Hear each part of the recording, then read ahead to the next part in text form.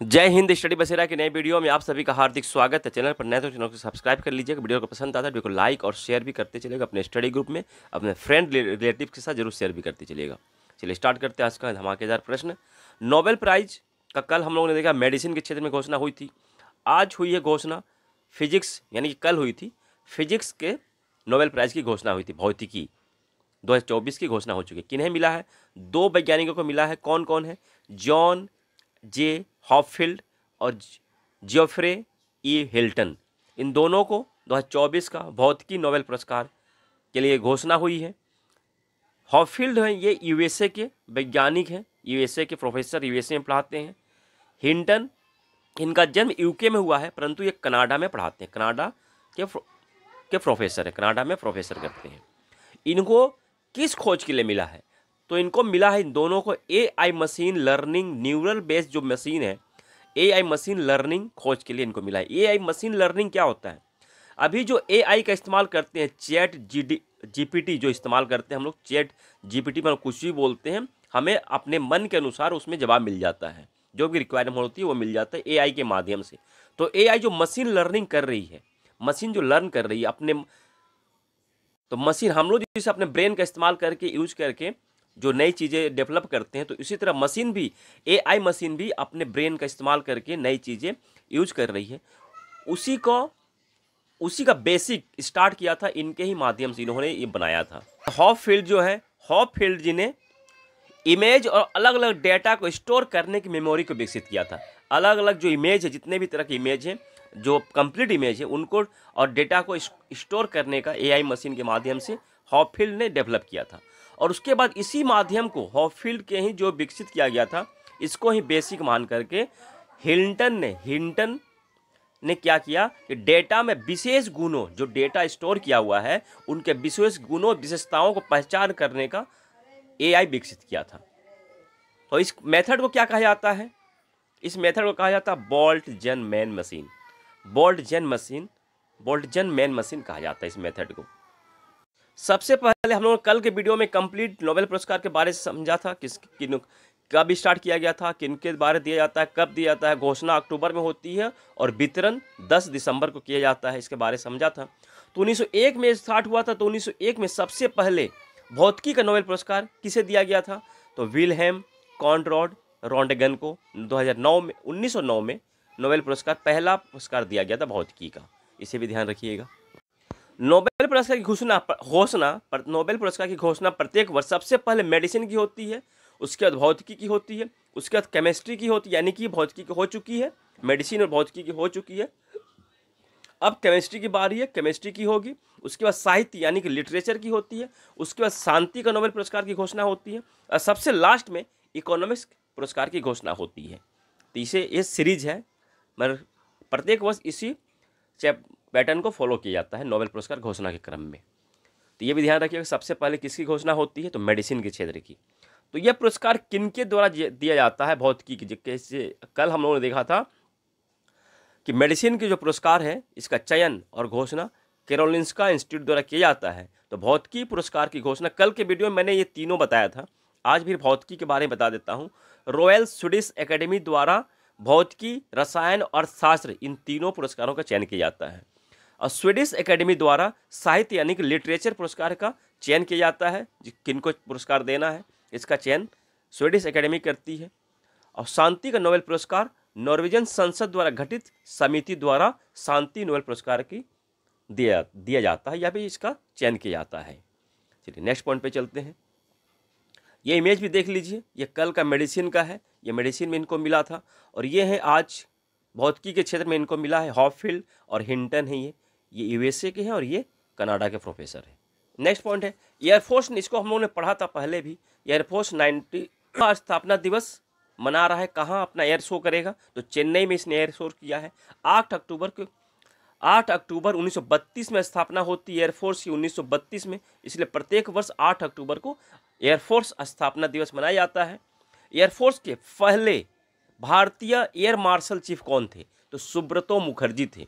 सुब्रतो मुखर्जी कब बने थे? तो 1 अप्रैल 1954 में ये एयरफोर्स के पहले भारतीय एयर मार्शल चीफ बने थे 1 अप्रैल 1954 में, इन्हें भी ध्यान रखिएगा। वर्तमान में एयर चीफ मार्शल कौन है? Amarpreet Singh. Vice air chief marshal कौन है? तेजिंदर सिंह।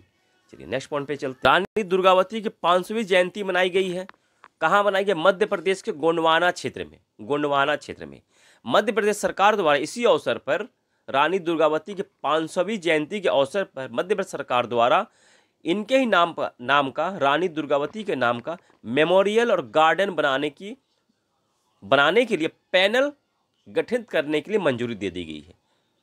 पैनल गठित करने के लिए मंजूरी दे दी गई है। क्या बनेगा? मेमोरियल और गार्डन। कहाँ बनेगा? तो जबलपुर का, मध्य प्रदेश के जबलपुर जो शहर है वहाँ एक पहाड़ी है, मदन महल पहाड़ी। मदन महल पहाड़ी क्षेत्र में यह मेमोरियल और गार्डन बनेगा। तो रानी दुर्गावती कौन थी? तो रानी दुर्गावती का जन्म 5 अक्टूबर 1524 ईस्वी में चंदेल वंश में हुआ था। इनका विवाह 1542 में दलपत सिंह के साथ हुआ था, जो कि गोंड वंश के राजा संग्राम सिंह के पुत्र थे। गोंड वंश के राजा संग्राम सिंह के पुत्र थे दलपत सिंह, इसलिए गोंडवाना में इनके मेमोरियल और गार्डन बन रहा है मध्य प्रदेश सरकार में। ये ध्यान रखिएगा कि रानी दुर्गावती का संबंध किस स्टेट से है? तो मध्य प्रदेश से। प्रश्न किसी भी तरह से बन सकता है। चलिए क्वेश्चन नेक्स्ट है, मिल्टन तूफान आया है अभी कुछ दिन पहले इसी क्षेत्र में हेलेन तूफान भी आया था। तब समझ में आ गया होगा कि हेलेन तूफान जहां आया था, हम लोग पढ़ा था। तो मेल्टन तूफान किस क्षेत्र में आया है? मेल्टन बोल रहा हूं मैं। मिल्टन तूफान तो मैक्सिको की खाड़ी में आया है और यह फ्लोरिडा की ओर बढ़ रहा है। तो फ्लोरिडा के पास इसी क्षेत्र में हेलेन तूफान भी कुछ दिन पहले आया था। चलिए नेक्स्ट पॉइंट पे चलते हैं।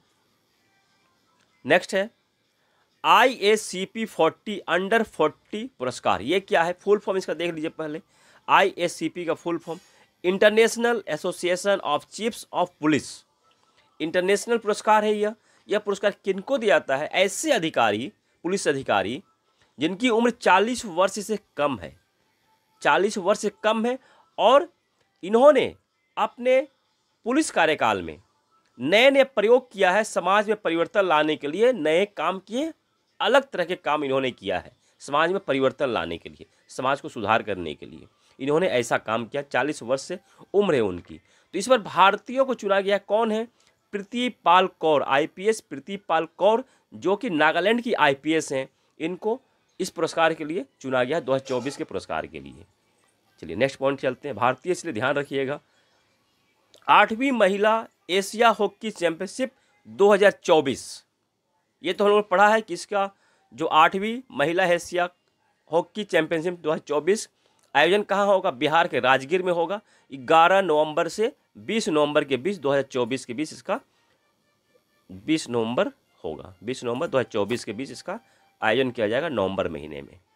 तो अब इसका लोगो और मैस्कॉट को भी जारी कर दिया गया है बिहार सरकार द्वारा। बिहार के मुख्यमंत्री नीतीश कुमार द्वारा इसका लोगो और मैस्कॉट को भी जारी कर दिया गया है। तो मैस्कॉट यानी कि शुभंकर। तो शुभंकर क्या नाम रखा गया है? गुड़िया नाम रखा गया है। और यह शुभंकर जो बिहार का राष्ट्रीय पक्षी क्या है? गौरैया से प्रेरित है। अभी हम लोग इमेज देखेंगे तब समझ में वो भी आ जाएगा। और लोगो क्या रखा गया है? लोगो रखा गया है बोधि वृक्ष और उसमें एक हॉकी स्टिक बना हुआ है। तो इमेज को भी देख लेते हैं, इमेज के माध्यम से समझने में आसानी होगी। ये देखिए, ये इमेज है, ये है शुभंकर मैस्कॉट।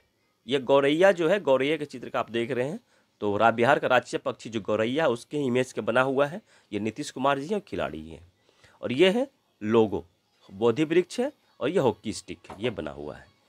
चलिए नेक्स्ट पॉइंट पे ये सितंबर महीने का 2024 का जो करंट अफेयर्स हम लोग डेली पढ़ा था उसका कंपाइलेशन क्वेश्चन है MCQ के फॉर्म में। ये टेस्ट सीरीज के लिए क्वेश्चन, इसे टेस्ट सीरीज लगाइएगा। वीडियो क्वेश्चन जो हाई लेवल के बने हुए हैं। चलिए इस वीडियो को नहीं देखा है आपने तो जरूर देख लीजिएगा। चलिए नेक्स्ट पॉइंट पे चलते हैं। दीपा कर्माकर, इनका संबंध किस खेल से? जिम्नास्ट हैं, ये जिम्नास्ट हैं, जिम्नास्ट से संबंध है। इन्होंने संन्यास की घोषणा कर दी है। ये किस स्टेट से बिलोंग करती हैं? त्रिपुरा से बिलोंग करती हैं। ओलंपिक में पार्टिसिपेट करने वाली पहली जिम्नास्ट है, पहली भारतीय महिला जिम्नास्ट है। इसे भी ध्यान रखिए, दीपा कर्माकर। ओलंपिक में भाग लेने वाली पहली भारतीय महिला जिम्नास्ट कौन है? तो दीपा कर्माकर। जिस ओलंपिक में इन्होंने पार्टिसिपेट किया था 2016 के रियो डी जेनेरियो के ग्रीष्मकालीन ओलंपिक में इन्होंने पार्टिसिपेट किया था 2016 में। तो इन्होंने संन्यास की घोषणा कर दी है, तो इन्होंने ध्यान रखिएगा। इनको अर्जुन पुरस्कार मिल चुका है 2015 में, 2015 में अर्जुन पुरस्कार। मेजर ध्यानचंद पुरस्कार मिल चुका है 2016 में। पद्मश्री पुरस्कार मिल चुका है 2017 में। इनके बारे में कंप्लीट जानकारी थी। अब हम लोग एक प्लेयर के बारे में पढ़ रहे हैं, दीपा कर्माकर। तो उसी तरह से इसके साथ ही विनेश फोगाट के बारे में समझ लेते हैं, क्योंकि अभी इन्होंने जब संन्यास लेने के बाद कांग्रेस पार्टी ज्वाइन किया था। कांग्रेस पार्टी ज्वाइन करने के बाद हरियाणा के जुलाना सीट से इन्होंने विधायक के लिए चुनाव लड़ने के लिए फॉर्म भरा था। अब रिजल्ट क्या आया है, क्योंकि वहाँ का रिजल्ट भी आ गया है। तो जम्मू कश्मीर और हरियाणा में जो चुनाव होने थे वो संपन्न हो चुके हैं, रिजल्ट भी आ गया है। जम्मू कश्मीर में 3 चरण में चुनाव हुए हैं, 18 सितंबर, 25 सितंबर और 1 अक्टूबर को हुए जम्मू और कश्मीर में। हरियाणा में 5 अक्टूबर को चुनाव संपन्न हुए, एक ही चरण में वोटिंग संपन्न हुई है और 8 अक्टूबर को चुनाव का परिणाम आया है। तो विनेश फोगाट जिन्होंने पेरिस ओलंपिक में डिस्क्वालीफाई होने के बाद उन्होंने संन्यास की घोषणा कर दी थी। और ये ध्यान रखिएगा किस कैटेगरी में इन्होंने पार्टिसिपेट किया था पेरिस ओलंपिक में, 500 किलोग्राम की कैटेगरी में, 50 किलोग्राम की कैटेगरी में, सॉरी 500 नहीं, 50 किलोग्राम की कैटेगरी में इन्होंने पार्टिसिपेट किया था। और 100 ग्राम अधिक होने से इनको डिस्क्वालीफाई कर दिया गया था। 100 ग्राम के अंतर से ये डिस्क्वालीफाई हो गई थी। ध्यान रखिए, फाइनल मैच में, वो भी किस मैच में, फाइनल मैच में ये डिस्क्वालीफाई हो गई थी। इन्होंने विधायक बनने के लिए हरियाणा का जुलाना सीट है, जुलाना सीट से इन्होंने कांग्रेस पार्टी से उम्मीदवारी भरी थी और ये जीत गई हैं। ये जीत गई हैं कितने वोटों से? 5761 वोट से। 5761 वोट से इन्होंने जीत दर्ज की है। किसे हराया है? तो योगेश बैरागी बीजेपी पार्टी के उम्मीदवार को इन्होंने हराया है। चलिए, विनेश फोगाट का नाम ध्यान रखिएगा। चलिए नेक्स्ट पॉइंट पे चलते हैं। नेक्स्ट पॉइंट है 21वीं भारतीय आसियान समिट 2024 का आयोजन कहाँ होगा? तो लाओस में होगा।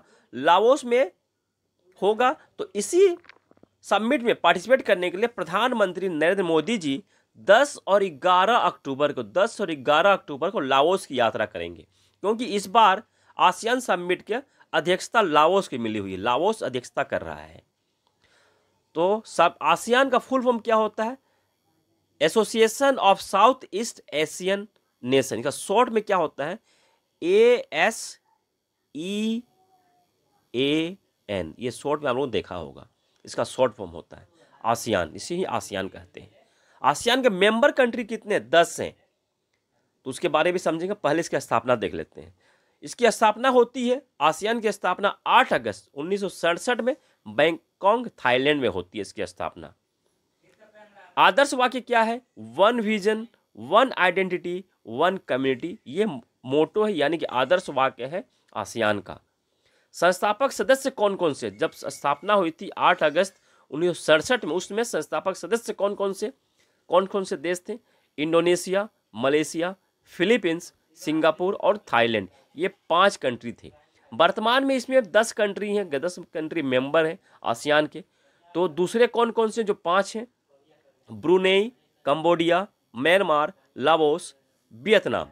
तो इस बार 2024 में अध्यक्षता कौन कंट्री कर रहा है? लाओस कर रहा है। तो ध्यान रखिएगा संस्थापक सदस्य कौन कौन से थे। संस्थापक सदस्य का नाम भी ध्यान रखिए, प्रश्न यहाँ से भी बन सकते हैं कि संस्थापक सदस्य, आसियान के संस्थापक सदस्य निम्न में से कौन है। इसलिए मैंने दोनों को अलग अलग कलर से लिख दिया यहाँ, तो दोनों का नाम ध्यान रखिएगा। ये 5 संस्थापक सदस्य हैं और ये अलग बाद में इन्होंने मेंबरशिप लिया था।